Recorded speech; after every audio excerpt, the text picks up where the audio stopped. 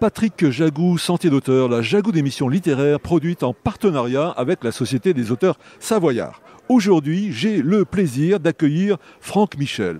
Franck Michel, où êtes-vous né? Êtes-vous savoyard? Et non, je ne suis pas savoyard, je suis alsacien. Encore une minorité opprimée.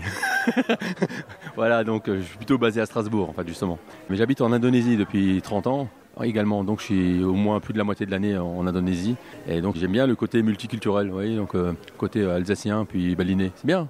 Et voilà, donc je suis anthropologue, j'ai écrivain, bon, j'essaye de voyager pas mal et d'avoir le voyage comme matrice et comme vraiment je travaille sur le voyage, donc c'est bien de faire de la sociologie ou de l'anthropologie ou de l'ethnologie ou de l'histoire du voyage, tout ça.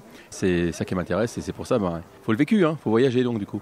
Et là, le petit dernier bouquin, celui que je sens qui vous intéresse, c'est Pédale douce. Alors Pédale douce, c'est pas un bouquin sur la communauté homosexuelle qui d'un seul coup découvre le vélo. Tout le monde pense que c'est ça, mais ça c'est au cinéma. C'est qu'au cinéma qu'on voit ça.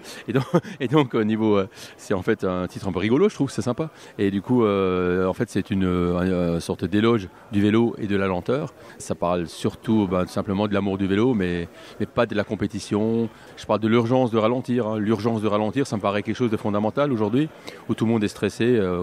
Et pressé et oppressé. Et donc, quelque part, l'idée, c'était de réfléchir sur la manière de remettre de la mobilité douce dans notre pratique au quotidien et aussi dans le cadre du voyage, évidemment. Et ça permet de rencontrer des gens, de voir des paysages autrement, de ne pas avoir défilé comme quand on est au TGV, dans le TGV, quoi, mais de prendre son temps et puis de remettre de la curiosité, de l'imprévu, des choses qui me paraissent fondamentales, comme l'humilité. Du coup, le fait d'aller doucement, on se calme. Ça ramène un peu moins quand on est en voyage. Et ça permet justement de changer de curseur par rapport à l'autre. Et peut-être de redécouvrir le vrai sens de la vie, de réfléchir sur notre monde du travail, notre monde aussi comment on respecte les autres voyageurs, les autres nomades, les migrants, plein d'autres gens. Parce qu'il y a aussi les marcheurs, quand on fait du vélo, on voit aussi d'autres gens qui vont doucement. Et tout ça, ça incite normalement au respect et à la rencontre avec l'autre. Et moi, ce qui m'intéresse, c'était aussi montrer que le vélo, c'est tout sauf la compétition. On n'est pas obligé de faire du Tour de France. Alors voilà, c'est bien de faire de la compète, mais moi, c'est pas du tout ça que j'essaie de mettre en avant. C'est plutôt justement la manière de prendre son temps et de réfléchir un petit peu aux relations qu'on peut avoir avec le monde et voilà un petit peu.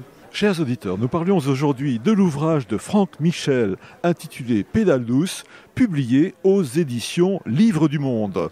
Franck Michel, je vous remercie. Voilà, Sentier d'auteur, c'est fini pour aujourd'hui. Arvi les amis et à la semaine prochaine si ça vous dit. Merci.